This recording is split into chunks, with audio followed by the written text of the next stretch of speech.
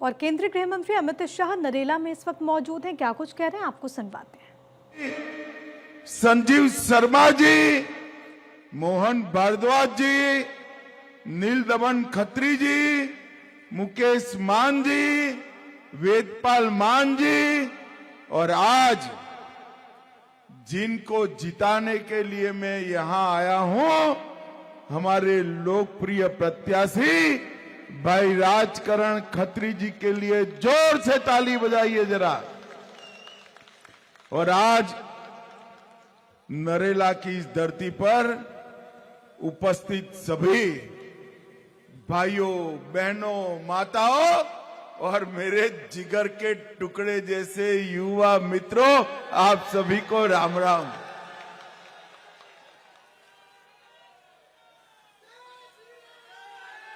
मैं जब यहां आया हूं तब दादा माई वाले मंदिर को, शिव शक्ति हनुमान मंदिर को, खाटू श्याम जी के मंदिर को, मां शीतला रानी के मंदिर को, काली मंदिर को और जैन मंदिर को प्रणाम कर कर मेरी बात की शुरुआत करता हूं। मैं महान स्वतंत्रता सेनानी स्वामी ओमानंद सरस्वती, सोहन देव जी और श्री कृष्ण नायर जी, जो नरेला की भूमि से ही देश के लिए स्वतंत्रता का काम करे, वो सभी को प्रणाम कर कर मेरी बात की शुरुआत करता हूं। भाइयों बहनों, 76वां प्रजासत्ताक दिन, लोकतंत्र के हमारी स्थापना का दिन है और 75 साल पूरा कर कर हमारा संविधान 76वें साल में प्रवेश कर रहा है। 76 के साल में, और इस 76-75 वर्षों में हमारे देश के लोकतंत्र को हमारे देश की जनता ने इसकी जड़ें पाताल से भी गहरी ले जाने का काम इस महान देश की जनता ने किया है। और ये लोकतंत्र का ही कमाल है कि गरीब चाय वाले का बेटा, नाम नरेंद्र मोदी, तीसरी बार देश का प्रधानमंत्री बनकर चुनकर आया है। इस संविधान की ही कमाल है कि गरीब आदिवासी की बेटी बहन द्रौपदी मुर्मू, आज द्रौपदी मुर्मू से महामहिम द्रौपदी मुर्मू राष्ट्रपति बनकर राष्ट्रपति भवन में विराजी। एक सामान्य जाट किसान का बेटा भारत का उपराष्ट्रपति बनकर उपराष्ट्रपति भवन में बैठा है, और इसके पहले एक गरीब दलित का बेटा रामनाथ कोविंद देश के राष्ट्रपति बने। वो इस संविधान का ही कमाल है। और इसी के कारण हम सब लोग आज आस लगाए बैठे हैं कि संविधान के तहत चुनाव होगा, 5 तारीख को चुनाव होगा, नरेला वाले अपने वोट डालेंगे, 8 को काउंटिंग होगा और 8 को दिल्ली आपदा से मुक्त हो जाएगी, मुक्त हो जाएगी। और एक केजरीवाल के कुशासन का अंत 8 तारीख को आएगा। केजरीवाल जी, मैं आज आपको बताने आया हूं, बख्तावरपुर, अलीपुर, नरेला, बांकनेर, होलंबी कला, ये सारे वार्ड आपकी राह देख रहे हैं भाई, राह देख रहे हैं कब 5 तारीख आए और केजरीवाल जी को हटाए। भाइयों बहनों, केजरीवाल जी के शासन के अंदर अपनी दिल्ली ये 10 साल के अंदर बद से बदतर हो। 10 साल में देश के कई राज्य जहां पर डबल इंजन की सरकार बनी, मोदी जी के नेतृत्व में बनी, वो कहां से कहां पहुंच। और ये 10 साल में दिल्ली, आज पूरी दिल्ली को गंदे पानी से, जल भराव से जूझना पड़ता है, न उठाए हुए कूड़े से जूझना पड़ता है। बाग बगीचे जर्जरित हो गए, स्कूलें खत्म होने को आई और अस्पताल में सुविधाओं का नाम निशान नहीं। भाइयों बहनों, मैं आपको पूछने आया हूं, नरेला वालों, आप सभी के वार्ड में कूड़ा क्या समय पर उठता है क्या? जोर से बोलो, उठता है क्या? स्वच्छ पीने का पानी 24 घंटा मिलता है क्या? जोर से बोलो, मिलता है? स्कूलों की हालत ठीक है क्या? ये उन्होंने बनाए हुए मोहल्ला क्लिनिक आपके काम में आते हैं क्या? भाइयों बहनों, इन्होंने न केवल अव्यवस्थाएं की है, हमारे पूर्वांचली जिन्होंने देश भर में जगह जगह जाकर अपने पसीने की महक से देश के विकास को आगे बढ़ाया है, उनका अपमान करने का काम एक श्रीमान केजरीवाल ने किया। ये पूर्वांचलियों को कहते हैं कि फर्जी वोटर है। मैं आज पूछना चाहता हूं केजरीवाल जी को, क्यों भाई? बिहार, उत्तर प्रदेश, उत्तराखंड से आए हुए मेरे भाई बहन, उनको दिल्ली में वोट देने का अधिकार नहीं है? उन्होंने कहा था पूर्वांचलियों को कोरोना से भगाने का काम, कोरोना के वक्त दिल्ली से भगाने का काम करो, और कहते थे 500 रुपए का टिकट लेकर आते हैं और 5 लाख का इलाज मुफ्त कराकर जाते हैं। केजरीवाल जी, एक बात सुन लो, आपकी सरकार जा रही है, भाजपा की सरकार आ रही है, और मेरे पूर्वांचली भाई बहन भी कान खोलकर सुन ले, 5 लाख का इनको तकलीफ है ना, भाजपा सरकार बना दीजिए, 10 लाख का इलाज मुफ्त करने का काम हम करेंगे। अरे केजरीवाल जी, आप पार्टी की सरकार ने, मोदी जी ने जो आयुष्मान भारत योजना की, देश भर के गरीबों को 5 लाख तक का इलाज मुफ्त हो रहा है, होता था उसकी जगह हम 10 लाख तक का इलाज मुफ्त कराएंगे। 10 लाख तक का इलाज। ये केजरीवाल जी कहते थे कि हम यमुना जी को शुद्ध कर देंगे, छठ के घाटों के सामने पूरी व्यवस्था करेंगे। 10 साल हो गए आपकी सरकार को, मुझे बताओ भाई, छठ पूजा करने जाते हो, यमुना जी में डुबकी लगा सकते हो क्या? अरे जोर से बोलो भाई, लगा सकते हो क्या? घाट अच्छे हुए हैं क्या? ये तो नहीं करेंगे। और ये इनकी बात सुन सुनकर हमारे प्रदेश अध्यक्ष बीमार हो गए। उनको लगा कि केजरीवाल का वादा था, चलो मैं डुबकी लगा दूं, धोखे में आकर डुबकी लगा दी, हॉस्पिटल में जाना पड़ा, बीमार पड़ गए। वो तो नहीं जाते, उनके कटआउट को कल हमने डुबकी लगाया तो कटआउट भी बेचारा बीमार हो गया है, ऐसा समाचार भी आया है। भाइयों बहनों, ये वादा पूरा नहीं कर सकते।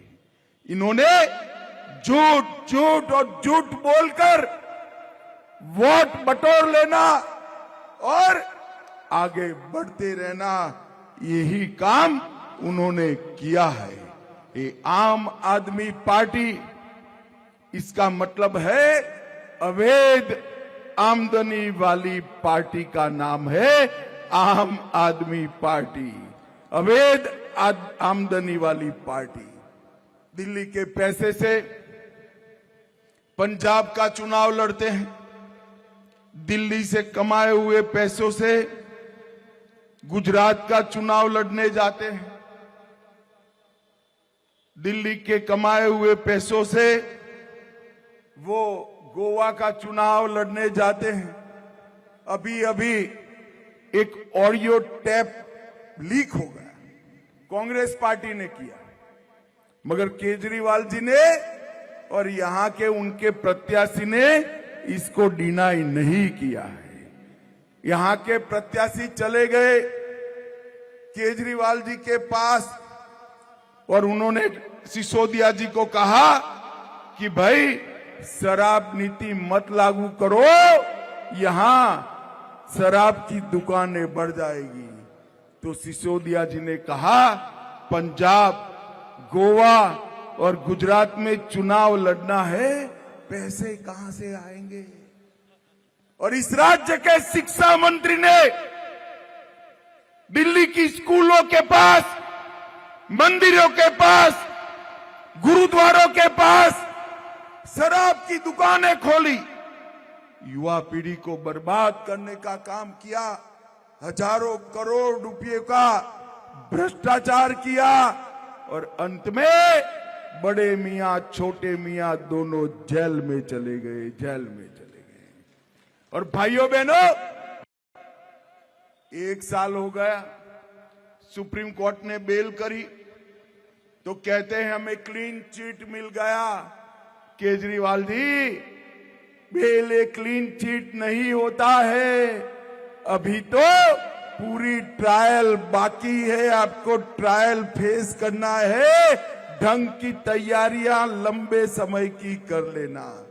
भाइयों बहनों, ये आपदा की जो सरकार है, आप पार्टी की जो सरकार है, पूरे देश में हाईकोर्ट से सबसे ज्यादा फटकार अगर कोई एक सरकार को पड़ी है तो ये आपदा की सरकार को पड़ी। वायु प्रदूषण के लिए फटकार पड़ी, यमुना की सफाई के लिए पड़ी, बाढ़ के लिए फटकार पड़ी, कोविड प्रबंधन के लिए पड़ी, बिजली कटौती के लिए पड़ी और इसके साथ साथ जनता की गाढ़ी कमाई का पैसा एडवर्टाइज में बर्बाद करने के लिए 97 करोड़ रुपया उनसे वसूल करने का यहां पर एक फैसला लिया गया कोर्ट के माध्यम से। और भाइयों बहनों, ये झूठ बोलने वाले केजरीवाल जी ने, मैं आज आपको याद कराने आया हूं, अन्ना हजारे के आंदोलन में अन्ना के साथ आंदोलन किया। उन्होंने कहा हम पॉलिटिकल लोग नहीं है, पॉलिटिकल पार्टी नहीं बनाएंगे। अन्ना अभी रालेगांव सिद्धि पहुंचे भी नहीं थे और पॉलिटिकल पार्टी बना दिया। फिर कहे कि हम कांग्रेस का समर्थन नहीं लेंगे, फिर कांग्रेस का समर्थन लिया। उन्होंने कहा हम गाड़ी घोड़ा नहीं लेंगे, गाड़ियां ले ली। उन्होंने कहा सिक्योरिटी नहीं लेंगे, सिक्योरिटी भी ले ली। उन्होंने कहा था हम सरकारी बंगला भी नहीं लेंगे। और भाइयों बहनों, इतना बड़ा 51 करोड़ का शीश महल बनाया, 4 बंगले तोड़कर 1 बंगला बनाने का काम एक केजरीवाल जी ने किया। मुझे बताओ भाई, 6 करोड़ रुपए के मार्बल, डिजाइनर मार्बल आप किसी के घर में लगे हैं क्या? जोर से बोलो भाई, लगे हैं? 4 से 6 करोड़ के मोटराइज पर्दे जो रिमोट कंट्रोल से खुलते हैं, आपके घर में लगे हैं क्या? 70 लाख के ऑटोमेटिक दरवाजे ताली बजाने से खुलता है। आपके घर में लगे हैं क्या? 16 स्मार्ट टीवी 64 लाख के खर्चे से 50 लाख रुपए की कालीनें बिछाई गई। 15 करोड़ का वाटर सिस्टम बिठाया गया। 10 लाख के रिक्लाइनर सोफा लगाए गए। आप मुझे बताओ नरेला वालों, किसी के घर में है क्या? है क्या? ये सब केजरीवाल जी के शीश महल में था। मैंने केजरीवाल जी को कहा, मगर मेरी मानते नहीं। मैंने उनको कहा, भैया दिल्ली वालों के नसीब में शीश महल तो नहीं है, मगर सबको एक एक चाय तो वहां पिला दो तो का आपका घर भी तनिक देख ले। मगर उन्होंने कभी नहीं बुलाया। इन्होंने किया था कि हम फ्री अस्पताल की बिस्तरों की संख्या 2 गुना करेंगे, नहीं कि 24 घंटा साफ पीने का पानी देंगे, नहीं दे पाए। दिल्ली को प्रदूषण मुक्त करने का कहा था, नहीं करने पाए। एमसीडी के चुनाव में कूड़ा मुक्त दिल्ली का वादा किया था, नहीं कर पाए। टैंकर माफिया से दिल्ली को मुक्त कराने का कहा था, नहीं कर पाए। स्पोर्ट्स यूनिवर्सिटी बनाने का कहा था, नहीं कर पाए। फास्ट ट्रैक कोर्ट करने का कहा था, नहीं कर पाए। ये झूठ बोलने के लिए ही उन्होंने जन्म लिया हो, ऐसी स्थिति हुई है। भाइयों बहनों, और भ्रष्टाचार, न केवल शराब घोटाला, 28,000 करोड़ का दिल्ली का जल बोर्ड घोटाला, 5,400 करोड़ का राशन वितरण घोटाला, 4500 करोड़ का डीटीसी की बस का घोटाला, 1300 करोड़ का क्लासरूम घोटाला। भैया सूची इतनी बड़ी है कि मैं सभा की जगह भागवत सप्ताह भी कर दूं ना तो ये सूची समाप्त नहीं होगी। हजारों करोड़ के घपले, घोटाले, भ्रष्टाचार की। अब नरेला वालों मेरी बात मान लीजिए, हमारे खत्री साहब को जिता दीजिए। उनको जाने का टाइम आ गया है, इनका जाने का टाइम आ गया है। और मैं आज आपको कुछ मोदी की गारंटी कहने आया हूं। भारतीय जनता पार्टी की सरकार बनते ही हर माता बहन के घर में 2500 रुपये का चेक 5 तारीख के पहले पहुंच जाएगा, इनके बैंक अकाउंट में पहुंच जाएगा। हर गर्भवती माता को 21,000 रुपये की मदद करेंगे। एलपीजी का सिलेंडर 500 रुपये का हो जाएगा।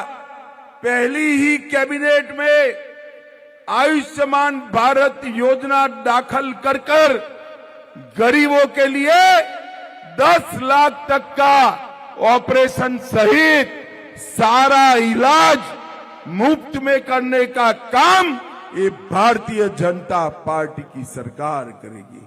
मित्रों, केजरीवाल जी ने यमुना शुद्ध नहीं की, मगर मैं कह कर जाता हूं 8 फरवरी से आप सरकार बना दो हमारा।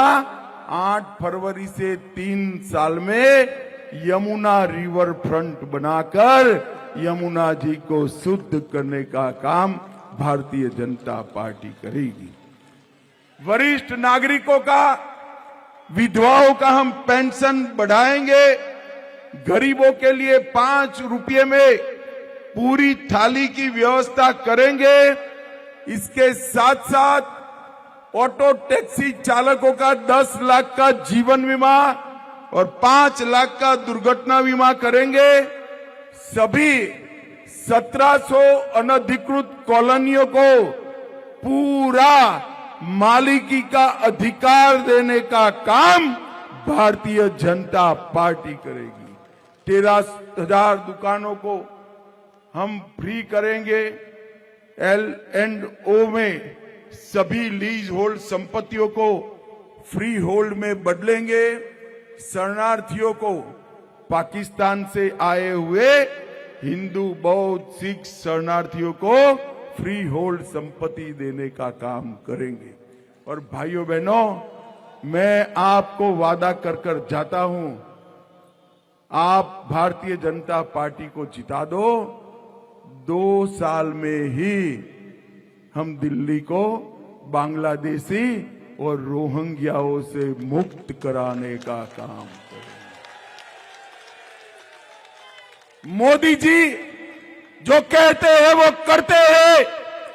हमने कहा था हम राम मंदिर बनाएंगे, नरेंद्र मोदी जी ने जनवरी 24 में 500 साल से रामलला टेंट में बैठे थे, अयोध्या में भव्य राम मंदिर बनाकर आज एक बहुत बड़ा काम पूरा किया। मोदी जी ने देश को आतंकवाद और नक्सलवाद से मुक्त करने का काम किया है। जब मोदी जी ने उरी और पुलवामा में आतंकवादियों ने हमला किया, सर्जिकल स्ट्राइक की, एक केजरीवाल सर्जिकल स्ट्राइक पर सवाल उठा रहे थे। मैं आज कहकर जाता हूं, केजरीवाल जी 10 साल हो गए मोदी जी के शासन में बम धमाके बंद हो गए हैं, बंद हो गए हैं।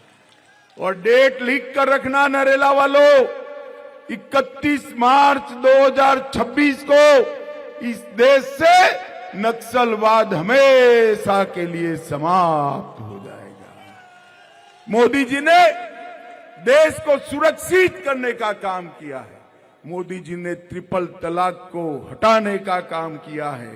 Modi ji common civil code लेकर आए हैं। मोदी जी ने हमारे अर्थतंत्र को 11वें नंबर से 5वें नंबर पर लाकर रखा है भाइयों बहनों। और आप तैयारी रखना, 2 साल में 5वें नंबर से भारत संसार का 3रे नंबर का अर्थतंत्र बन जाएगा, 3रे नंबर का। भारतीय जनता पार्टी के नेता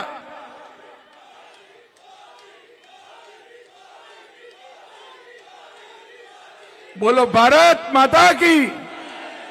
भारतीय जनता पार्टी के नेता नरेंद्र मोदी जी ने देश में नई कार्य संस्कृति चालू की है। जातिवाद, परिवारवाद, भ्रष्टाचार के आधार पर नहीं, मगर पॉलिटिक्स ऑफ परफॉर्मेंस के आधार पर चुनाव जीतने का काम नरेंद्र मोदी जी ने चालू किया। और देश पूरा मोदी जी को आशीर्वाद दे रहा है। 3री बार लगातार 40 साल के बाद कोई व्यक्ति इस देश का प्रधानमंत्री बना है। और दिल्ली वालों, महाराष्ट्र, हरियाणा, अब दिल्ली, एक बार आशीर्वाद दे दो, दुनिया की सभी राजधानियों में दिल्ली हमारी नंबर 1 बन जाएगी, नंबर 1 बन जाएगी। मुझे बताओ नरेला वालों, कमल पर बटन दबाओगे क्या? पक्का बोलो भाई, बताओ दबाओगे क्या? हमारे खत्री जी को जिताओगे क्या? यहां भाजपा सरकार बनाओगे क्या? और अंतिम बात पूछता हूं, जोर से बोलना, नरेंद्र मोदी जी के हाथ मजबूत करोगे क्या? तो मेरे साथ दोनों हाथ उठाइए, उठाइए दोनों हाथ, विजय के संकल्प की मुट्ठी भींचकर बोलिए, जय श्री राम, जय जय श्री राम, श्री राम, भारत माता की, वंदे वंदे वंदे। आप सभी का बहुत बहुत धन्यवाद, आभार। तो गृह मंत्री अमित शाह को आप सुन रहे थे। दिल्ली में चुनावी जनसभा को वो संबोधित करते नजर आ रहे थे। उत्तर पश्चिमी लोकसभा की नरेला विधानसभा सीट पर सभी की निगाहें हैं और इस सीट पर चुनावी हुंकार भरते नजर आए। बीजेपी प्रत्याशी के पक्ष में वोट की अपील और इसी के साथ बीजेपी किस तरह से विकास के काम कर रही है, आने वाले वक्त में रोड मैप क्या है और चुनाव के साथ साथ ये भी जिक्र करते नजर आए कि किस तरह से बीजेपी की सरकार बनी तो क्या वो मुद्दे हैं जिन्हें खत्म किया जाएगा। तो उन तमाम मुद्दों का जिक्र करते नजर आए और बताया गया उनकी तरफ से कि अगर बीजेपी की सरकार बनती है तो यमुना सफाई का काम करेगी बीजेपी सरकार, और मुद्दों का भी जिक्र करते नजर आए।